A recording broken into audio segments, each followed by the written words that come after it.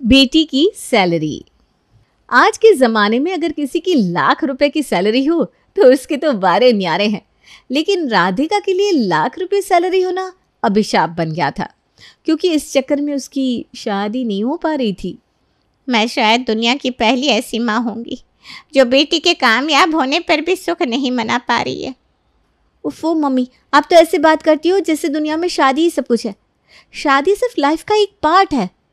हाँ, मैं मानती हूँ कि शादी सिर्फ लाइफ का एक पार्ट है, लेकिन बहुत इम्पॉर्टेंट पार्ट है। देख, आज तुझे लड़के वाले देखने आ रहे हैं। भगवान से प्रार्थना कर कि इस बार वो तुझे पसंद कर ले। मैं कोई प्रार्थना वार्थना नहीं करने वाली, जो होना होगा हो जाएगा।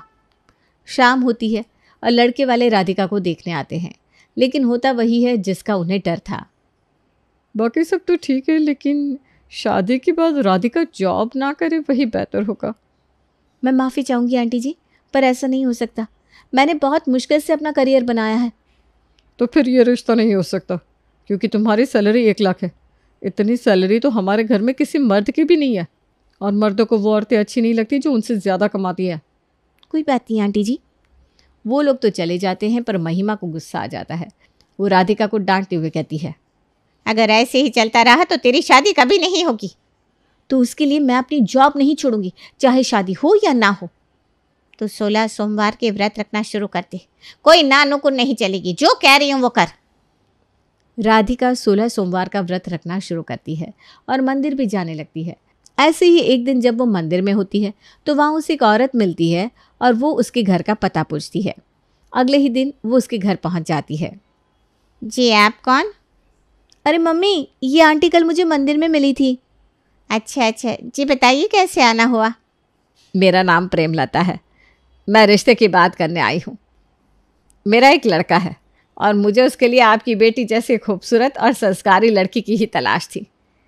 ओह, ये तो बहुत अच्छी बात है, लेकिन मेरी बेटी जॉब करती है और इसकी सैलरी 1 लाख रुपए प्रति माह है। और मैं जॉब नहीं छोड़ सकती। हाँ, तो कौन कह रहा है छोड़ने को? आजकल तो पति पत्नी दोनों को ही काम करना चाहिए। और वैसे भी मेरे बेटे की सैलरी तो 1.5 लाख है, तो चिंता की कोई बात नहीं है। राधिका, तेरे 16 सोमवार पूरे भी नहीं हुए और भगवान ने इतना अच्छा रिश्ता भेज दिया। मुझे मंजूर है भाई। समय गुजरता है। राधिका की शादी प्रेमलता के बेटे तरुण से हो जाती है। बहू, इसे अपना ही घर समझो। धन्यवाद मम्मी जी। समझना क्या, ये उसका ही घर है अब। हाँ, मेरा वही मतलब था बेटा। राधिका का पहला दिन तो ससुराल में बहुत खुशियों भरा था, लेकिन जैसे जैसे समय बीतता है उसे तरुण का एक अलग रूप नजर आता है। आप हर दूसरे दिन इतनी देर से क्यों आते हो? मैं रोज़ आपका डिनर पर वेट कर रही होती हूँ। अरे ऑफिस का काम है, क्या करूँ मैं? तुम चाहती हो कि मैं ऑफिस छोड़ दूँ? नहीं, मैं ये नहीं कह रही हूँ, लेकिन कम से कम समय पर तो आ सकता है ना। मैं भी तो ऑफिस जाती हूँ, लेकिन समय पर वापस भी आ जाती हूँ। अच्छा, तो अब तुम मुझे अपनी नौकरी का ताना मारोगी? अरे मैंने ताना कब मारा? मैं तो बस ये कह रही हूँ कि बस करा लो तुमसे। हाँ, ये नहीं दिख रहा कि पति ऑफिस से आया है, उसे चैन की सांस लेने दो। लड़कियां जब ज़्यादा पड़ जाए और कमाने लगे ना तो यही होता है। मैंने तो सिर्फ टाइम की बात की थी, इसमें मेरी नौकरी का क्या लेना देना? हाँ, क्योंकि तुम्हें लगता है कि तुम्हारी सैलरी 1 लाख है तो तुम बहुत बड़ी हो गई हो, लेकिन ये मत भूलो मैं तुमसे 1.5 गुना ज़्यादा कमाता हूँ। आपको क्या हो गया? ये आप कैसे बात कर रहे हो? मैंने कभी हमारी कमाई की तुलना नहीं की है। हाँ, तो तुम भला तुलना कैसे करोगी? तुम्हारी सैलरी तो कम है, ज़्यादा होती तो तुम मुझे भिगो भिगो कर जूते मारती। अच्छा, बस कर तरुण, इतना गुस्सा ठीक नहीं है। थोड़ा सोच समझ कर बोला कर। तरुण चुप हो जाता है, लेकिन राधिका तरुण की बातों से बहुत दुखी हो जाती है। उसे यकीन नहीं हो रहा था कि उसका पति ऐसी सोच रखता है। फिर अगले दिन तरुण राम प्रसाद से घर में कुछ रेनोवेशन कराने की बात कर रहा था। पापा, मैं सोच रहा हूँ कि लिविंग रूम में कुछ रेनोवेशन करवा लूँ। सोफ़ा सेट बदलवाने की ज़रूरत है और दीवारों का रंग भी चेंज करना चाहिए। बिल्कुल तरुण, लेकिन इस सब में तो काफ़ी खर्चा हो जाएगा ना बेटा। हम लोग चीज़ों को रिसाइकल करके डेकोरेशन कर सकते हैं। ये सुंदर होने के साथ साथ काफ़ी इको फ्रेंडली तरीका होता है। इसके अलावा नया लेने की बजाय पुराने ही फर्नीचर को रिफर्बिश करवा सकते हैं। तरुण को राधिका का इस तरह से बीच में बोलना नागवार गुजरता है और उसका चेहरा गुस्से से लाल हो जाता है। राधिका, तो मैं मर्दों की बात के बीच में बोलने की कोई ज़रूरत नहीं है। मैं सिर्फ एक एडवाइस दे रही थी। घर की बहू होने के नाते मेरी भी कुछ जिम्मेदारी है। ओहो, तब तुम ये सिखाओगी कि घर कैसे चलाना है। क्या तुम समझती हो कि 1 लाख रुपए कमाने से तुम्हें सब कुछ पता है? याद रखना, मैं तुमसे 1.5 गुना ज्यादा कमाता हूँ। मैं बस ये कह रही हूँ कि बस करो राधिका, मैंने कहा ना ये मर्दों की बातें हैं, इसमें दखल अंदाजी मत करो। अरे ठीक है ना बेटा, बहू ने अगर कुछ बता दिया तो क्या हो गया, तेरी नाक पर तो हर समय गुस्सा रहता है। राधिका का दिल दुख जाता है। वो चुपचाप पीछे हट जाती है। एक दिन तरुण राधिका को बताता है कि उसके ऑफिस की एक दोस्त की शादी है और उन दोनों को वहाँ जाना है। सुनो राधिका, इस वीकेंड मेरे ऑफिस के दोस्त की शादी है, हमें वहाँ जाना है। ठीक है, मैं तैयार होंगी। राधिका शॉपिंग करके एक महंगा और सुंदर गिफ्ट लेकर आती है, लेकिन तरुण कुछ सस्ता देने की सोच रहा था। जब उसे महंगी गिफ्ट का पता चलता है तो वो गुस्से में आ जाता है। यह क्या किया राधिका, इतना महंगा गिफ्ट क्यों खरीदा? अरे लेने जा रही थी तो कम से कम मुझसे पूछ तो लेती। अपने आप सब करना ज़रूरी होता है क्या? मैंने सोचा आपके दोस्त की शादी है तो एक अच्छा गिफ्ट देना तो बनता ही है ना। तुमसे किसने कहा था सोचने को? हाँ, जब घर में मैं हूं तो तुम्हें अपना दिमाग इस्तेमाल करने की क्या ज़रूरत है? वो कोई इतना खास इंसान नहीं है कि उसे इतना महंगा गिफ्ट दिया जाए। मेरी तो उससे बनती तक नहीं है। वो तो ऑफिस का है, इसलिए जाना पड़ रहा है। पर आपने तो दोस्त कहा था। राधिका, क्या तुम दिमाग से बिल्कुल पैदल हो? ऑफिस में अगर किसी को नहीं पसंद करते तब भी दोस्त ही बोलना पड़ता है। तुम भी नौकरी करती हो, तुम्हें इतनी सी बात नहीं पता? 1 लाख रुपए सिर्फ ऑफिस की कुर्सी तोड़ने के ले रही हो क्या? अरे जाने देना बेटा, मेरी तो उससे बनती तक नहीं है। वो तो ऑफिस का है, इसलिए जाना पड़ रहा है। पर आपने तो दोस्त कहा था। राधिका, क्या तुम दिमाग से बिल्कुल पैदल हो? ऑफिस में अगर किसी को नहीं पसंद करते तब भी दोस्त ही बोलना पड़ता है। तुम भी नौकरी करती हो, तुम्हें इतनी सी बात नहीं पता? 1 लाख रुपए सिर्फ ऑफिस की कुर्सी तोड़ने के ले रही हो क्या? अरे जाने देना बेटा, बहू ने अपनी समझ से तो सही काम किया है। यही तो दिक्कत है ना माँ, इसे रत्ती भर की समझ नहीं है। अपनी समझ से सिर्फ काम बिगाड़ती है ये सब सुनकर राधिका को रोना आ जाता है। अच्छा, अब मगरमच्छ के आंसू बहाना बंद करो मैडम, चलो शादी में। ये तुम सब औरतों की प्रॉब्लम है।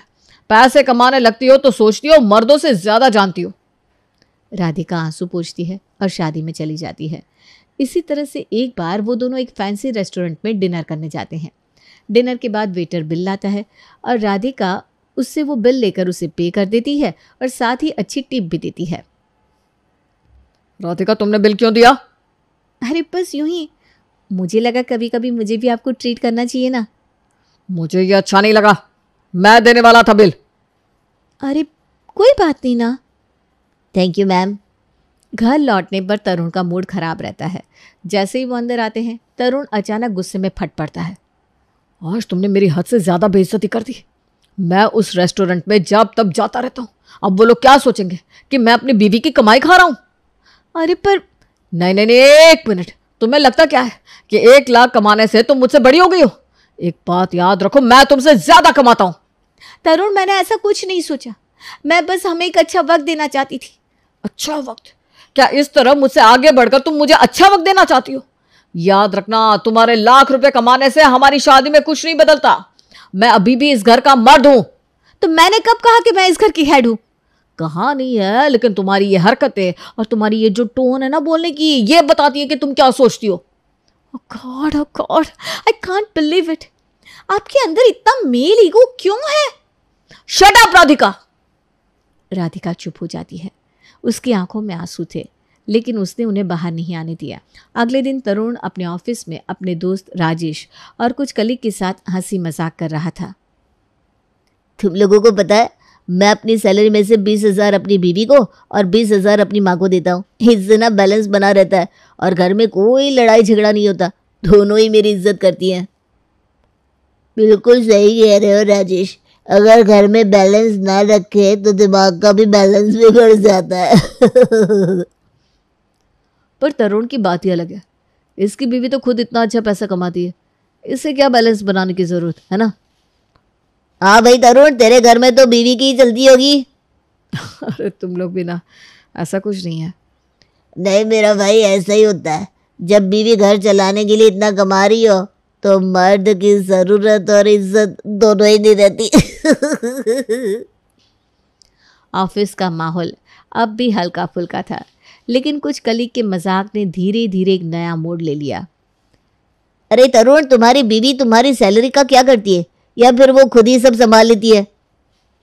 मुझे तो लगता है कि तरुण की बीवी उसे पॉकेट मनी देती होगी। वैसे भी जिसकी बीवी लाखों कमाती हो, उसका मर्द तो बस समझ गया ना। इन बातों को सुनकर तरुण अंदर ही अंदर गुस्से से जलने लगता है, लेकिन उसकी सहन शक्ति तब टूट जाती है जब एक कलीग उससे बहुत भद्दी बात बोल देता है। तरुण, सुना है तुम्हारी बीवी बस तुम्हें जेब खर्च देती है और बाकी सब अपने नए दोस्त पर खर्च करती है, क्या यही सच है? ये सुनते ही तरुण का गुस्सा फूट पड़ता है। वो अपने कलीग को जोर से पकड़कर थप्पड़ मार देता है और फिर एक के बाद एक घूंसे बरसाने लगता है। ऑफिस में अफरा तफरी मच जाती है। लोग उन्हें अलग करने की कोशिश करते हैं। तरुण, तरुण रुक जा, क्या कर रहा है, पागल हो गया क्या तरुण? तभी वहां उनके बॉस आ जाते हैं। लड़ाई बंद हो जाती है, लेकिन हालात बिगड़ चुके थे। तरुण को तुरंत ही जॉब से निकाल दिया जाता है। गुस्से में भरा तरुण घर लौटता है और सारा गुस्सा राधिका पर निकालने लगता है। राधिका, तुम्हारी वजह से मेरी जिंदगी बर्बाद हो गई है। अरे क्या हुआ, आप इस कदर गुस्से में क्यों हो? क्या हुआ? तुम्हें क्या लगता है क्या हुआ होगा? मुझे नौकरी से निकाल दिया गया। क्या? क्यों? आखिर किस वजह से? ये सब तुम्हारी वजह से हुआ है। अगर तुम जॉब नहीं करती, अगर तुम्हारी सैलरी 1 लाख रुपया नहीं होती, तो ऑफिस में लोग मुझे ताने नहीं मारते और मेरी लड़ाई नहीं होती। ये सब तुम्हारी नौकरी की वजह से हुआ है। पर मैंने तो शादी से पहले ही बता दिया था कि मैं जॉब करती हूँ और ये मेरा करियर है। अगर आपको परेशानी थी तो आपने उस वक्त मना क्यों नहीं किया? अब क्यों दोष मुझ पर मढ़ रहे हो? तुम्हारी ये बहस की आदत मुझे और परेशान कर देती है। मुझे पता होता कि तुम्हारी नौकरी मेरी जिंदगी बर्बाद कर देगी तो मैं कभी शादी नहीं करता। राधिका की आंखों में आंसू आ जाते हैं, लेकिन वो चुप नहीं रहती। आपके गुस्से और आपकी समस्या का हल मैं नहीं हूँ। अगर आपको लगता है कि मेरे काम करने से आपकी मर्दानगी को चोट पहुँचती है, तो ये आपकी कमजोरी है, मेरी नहीं। उनके बीच की बहस और बढ़ जाती है और हालात काबू से बाहर हो जाते हैं। वो दोनों अब अलग अलग कमरों में सोने लगते हैं। आज दाल चावल बना लो। जो चाहो बना लो। अब मैं भला क्या बोल सकता हूँ? तुम्हारे पैसे से घर चल रहा है तो तुम ही समझो। जब मर्द के पैसों से घर चलता है तो क्या औरत की कोई राय नहीं होती उसमें? वैसे ही अगर एक औरत के पैसों से घर चल रहा है तो क्या मर्द की कोई राय नहीं होगी? आप कभी औरत और आदमी को बराबर समझने की कोशिश क्यों नहीं करते? हाँ महारानी, आप जो कह रही हैं वही सही है। अब तो आपके सामने हम कुछ बोल भी नहीं सकते। हे भगवान, क्या हो गया है आपको? कुछ समय ऐसे ही गुजरता है। फिर एक दिन राधिका तरुण को कहती है, जी आज ना मैंने ऑफिस में बात करी थी तो पता चला कि एक वैकेंसी है। उसकी सैलरी 2 लाख मंथली होगी। मैंने सब बात कर ली है, आपको बस ज्वाइन करना है। वाह, क्या दिमाग लगाया तुमने। तुम्हारी अर्जी पर तुम्हारे ऑफिस में आकर मैं काम करूं और फिर वहां भी ताने सुनूं। वाह वाह वाह वाह। अरे ऐसा कुछ नहीं होगा। चुप रहो। मैं जितना गिर चुका हूं मुझे उससे और ज्यादा गिराने की कोशिश मत करो। तरुण और राधिका के गिर चुका हूं, मुझे उससे और ज्यादा गिराने की कोशिश मत करो। तरुण और राधिका के बीच बहस तेज हो रही थी। तनाव का माहौल था और दोनों के चेहरों पर गुस्सा साफ दिखाई दे रहा था। तभी प्रेमलता वहां आई। अरे ये क्या हो रहा है? घर में इतनी चिल्लम चिल्ली करके क्या हासिल करोगे? लड़ाई झगड़ा करने से कुछ नहीं मिलेगा, बस रिश्ते खराब होंगे। माँ जी मैं तो बस। बेटा चुप हो जाओ, अभी बहस करना ठीक नहीं है। माँ आप समझती क्यों नहीं है? मैं इन चीजों से बहुत परेशान हो गया हूं। देखो बेटा, मैं समझती हूँ कि तुम्हें गुस्सा आ रहा है, लेकिन अब इस लड़ाई को यहीं खत्म करो। तुम दोनों को थोड़ा समय चाहिए जिससे तुम दोनों शांत हो सको। अच्छा ऐसा करो, आज रात हम तीनों राजेश के घर डिनर पर चलते हैं। वहाँ थोड़ा माहौल बदल जाएगा और तुम्हारा गुस्सा भी ठंडा हो जाएगा। माँ मेरा मन नहीं है कहीं भी जाने का। अरे जिद मत करो बेटा, मैं कह रही हूँ ना, चलो सब ठीक हो जाएगा। तरुण पहले तो जाने से मना करता है, लेकिन माँ के प्यार और समझाने से वो मान जाता है। प्रेमलता ने राहत की सांस ली और फिर तीनों शाम में राजेश के घर पहुँचते हैं। थोड़ी देर तो वहाँ सब सही रहता है, लेकिन फिर राजेश की पत्नी कार लेने की बात कर देती है और राजेश को गुस्सा आ जाता है। हाँ, तुम्हारे लिए तो बस कहना आसान है, मुंह खोला और भग से बोल दिया। अरे जाने देना राजेश, क्यों इतना गुस्सा हो रहा है? अरे नहीं नहीं, तुझे पता नहीं है तरुण, मैंने इससे कितनी बार बोला कि तुम भी जॉब कर लो, लेकिन नहीं, इसे जॉब नहीं करनी। अगर ये जॉब कर लेगी तो घर में ज्यादा पैसे आएंगे, सब कुछ और अच्छे से हो पाएगा। पर नहीं जी, जॉब नहीं करनी, बस फरमाइशें करनी है। मैं ही जानता हूँ मैं अकेले इस घर को कैसे चला रहा हूँ तरुण। अच्छा ठीक है, बस अब गुस्सा ना करो, डिनर पर ध्यान दो, गेस्ट आए हुए हैं ना। Rajesh, calm down. डिनर के बाद वो लोग वापस अपने घर आ जाते हैं। कुछ समझ में आया बेटा? क्या क्या समझ में आया? यही कि आज के ज़माने में पत्नी का जॉब करना कितना ज़रूरी है। जिसे तू अपना अपमान समझता है वो असल में इस समय की ज़रूरत है। देख, अब राजेश खुद भी कार लेना चाहता होगा पर नहीं ले सकता क्योंकि उसकी पत्नी जॉब नहीं करती। तेरी पत्नी इतना अच्छा कमाती है, तेरी जॉब जाने के बाद भी घर को अच्छे से संभाल रही है, वरना सोच क्या होता हमारा। उसने इस बात का कभी ताना भी नहीं दिया किसी को, लेकिन तू हमेशा उसे गलत समझता है। हाँ, शायद आप सही कह रही हो माँ। शायद नहीं, यही सही है। पति पत्नी का रिश्ता एक दो पहिया गाड़ी जैसा होता है, दोनों में बैलेंस होना बहुत ज़रूरी होता है। पर लोग ताने देते हैं माँ। लोग तो इसलिए ताने देते हैं क्योंकि वो तुमसे जलते हैं। कौन से पति पत्नी मिलकर लाखों कमा पाते हैं? ऐसा होगा तो लोग तो जलेंगे ही ना। ये सब सुनकर तरुण की आंखें खुल जाती है। मुझे माफ़ कर दो, मैंने अपने अहंकार में कभी इन हालातों को इस नज़र से देखा ही नहीं। कोई बात नहीं, अंत भला तो सब भला। और उस दिन के बाद से तरुण अपना अहंकार छोड़ देता है और दोनों पति पत्नी मिलकर